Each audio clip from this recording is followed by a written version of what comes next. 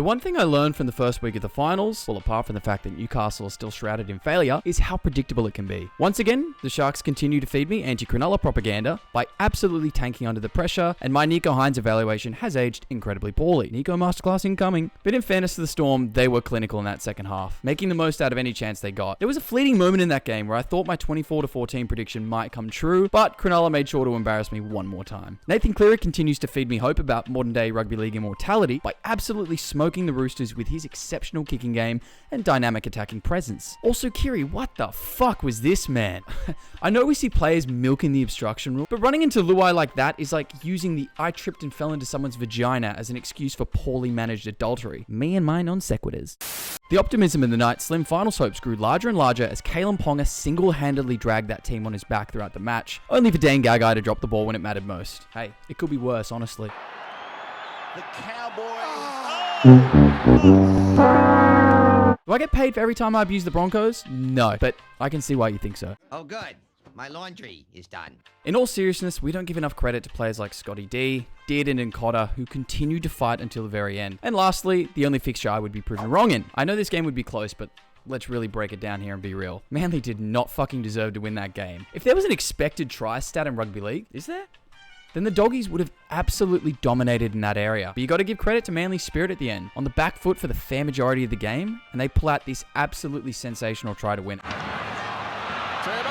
through the middle, offloading, away to Garrick, and they've opened up the left-hand side now. Ben Trebojevic, Tolu Kola, he's a flyer of the highest order. Oh, what an extraordinary finals try! My reaction might have been a little over the top. That's what is the GOAT!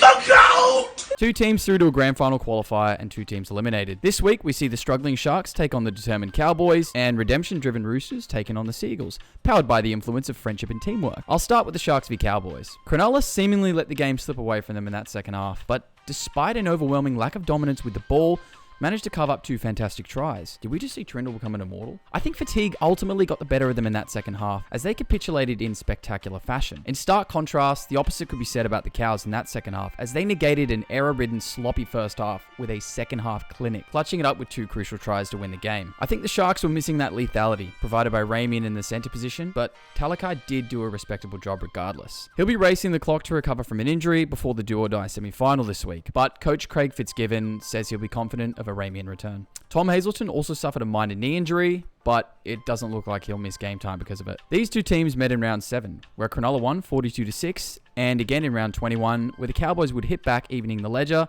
with a 30-22 victory. As for finals appearances, they've actually faced off quite a bit in recent years. They met each other in 3 straight final series from 2015 to 2017, and their most infamous finals meeting was actually their last encounter in 2022, where Valentine Holmes would score a 2-point field goal in extra time to advance to the prelims. Yeah, Sharks fans still probably don't sit well with Holmes. It's a coin toss for me. If the Sharks understand what went wrong last week and execute a consistent plan, well then they'll win. But if the pressure of losing an 8th consecutive finals match gets to them, then it could be over before it started.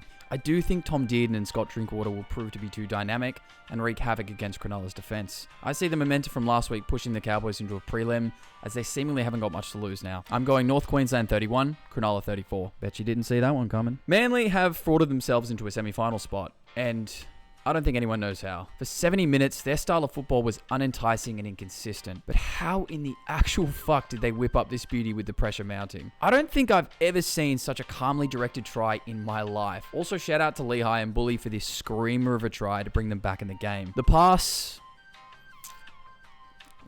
may have been a little flat. Questions will be asked of Manly in this semi-final, as they leaked some incredibly soft 4-pointers against the Bulldogs. But they've got one big thing going for them, and that's belief. I fucking love Ted Lasso, by the way. Shout out to Ted Lasso. Another big issue I see not going away is the sad reality of Tom Trebojevic. Turbo looked incredibly uncomfortable out there. Why wouldn't he be? I mean, you can honestly tell his recovery has been pushed a little too quickly. Manly just don't learn, do they? Time will tell, though, to see how he recovers before Saturday. The Roosters will be hungry to bounce back from such a disappointing loss against Penrith, as they look to make their way back into the prelims for the first time since 2019. Although they started flat and were overwhelmed by that Penrith firepower early, they showed glimpses of promise throughout the second half. The referee correctly Incorrectly rules two-post pass was backward, and the Roosters are back in the game. However, things just didn't go their way, and more Nathan Cleary brilliance put the game to bed. The Roosters do get a big boost this week, with Jared Warrior-Hargreaves returning, and he will sure to intimidate that Manly forward pack throughout the whole game. The two sides met twice this year. Firstly in round 2, where Manly won 21-14 at 4 Pines, and then again in round 21, where the Roosters won 34-30 at Allianz. The last time these two teams faced in the finals was in the 2021 semi-final, where Manly won, courtesy of some turbo brilliance. There was also the 2013 grand final, but that game didn't happen. Despite Manly's innocuous presence with the ball for most of the elimination final, I think they'll really want to take it to the Roosters early in this semi-final. I just don't see anything special though, unfortunately. Turbo just doesn't look right out there, and Manly's game seemingly hinges on his energy and performance in order to succeed. I think this is a washout, with the Roosters winning 34-6. Sad day to be a Manly fan. So that's my predictions for week 2 of the finals. Please remember to take my opinions with a grain of salt, as I'm not an expert. I'm just a really passive-aggressive fan. Follow us on Instagram and be in for a chance to win a special prize we're giving away when we hit 500 subs. Also, stay tuned for the first episode of the vodcast, which will be airing next Monday after the finals week is concluded. Until next time, see ya.